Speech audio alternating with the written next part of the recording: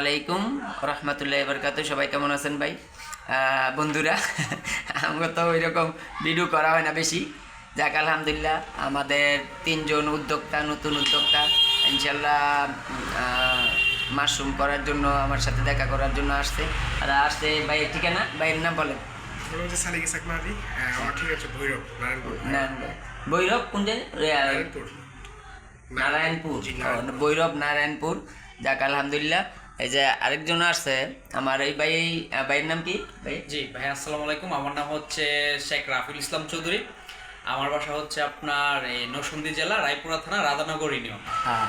আর এই যে আমাদের ছোট ভাই তোমার নাম বলো। আমার নাম হচ্ছে তাসিন। আমার বাসা হচ্ছে নরসিংদী জেলা রায়পুরা থানা রাধানগর ইউনিয়ন। এখন ইনশাল্লাহ এই যে মাঝে থেকে আমার আপা আবার দিয়ে গেছে, যে তারা আসছে অনেক দূর থেকে। তাদের আলহামদুলিল্লাহ আজকে প্রথম দিনও তাদের একটা ইতিহাসের মতন হইল যে 4 ঘন্টা রাইখা 4 ঘন্টা কি জানি পাম্পে 4 ঘন্টা পাম্পে গাড়ি লাইনে দাঁড়ায়, তারপরও তেল পাইছে 1 লিটার। এটা কিন্তু একটা ভালো লক্ষণ। এটা কিন্তু একটা ইতিহাস। আল্লাহ ইতিহাস না কইরা কিন্তু কারো বড় করে না। আর এই ভিডিওর মাধ্যমে আমি যেহেতু ভিডিও করতেছি ভাইয়া, তো আসলে যারা এই ভিডিওটা দেখবেন, আমি একটা কথা বলি। আমি আসছি অনেক দূর থেকে। আমি সকাল 10টা বাজে রওনা দিচ্ছি, আপনার 5:30টার পরে এখানে এসে পৌঁছাইছি।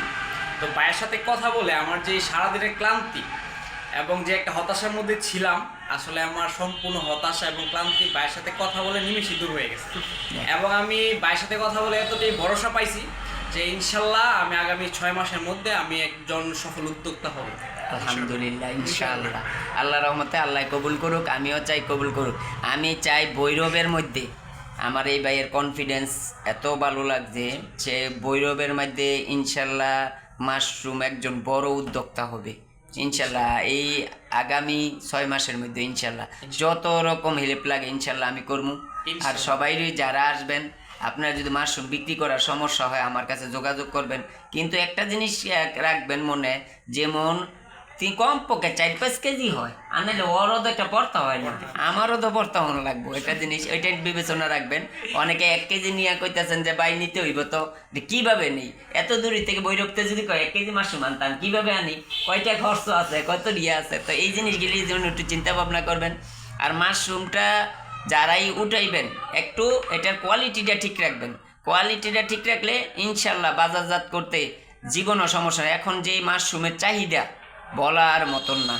যত মাল পারেন, যেও এই ভিডিওটা যারা দেখবেন, যত মাল আছে আমারে ফোন দিয়ে কমপক্ষে 5 কেজি এর উপরে হইলে খালি পাঠাই দেবেন।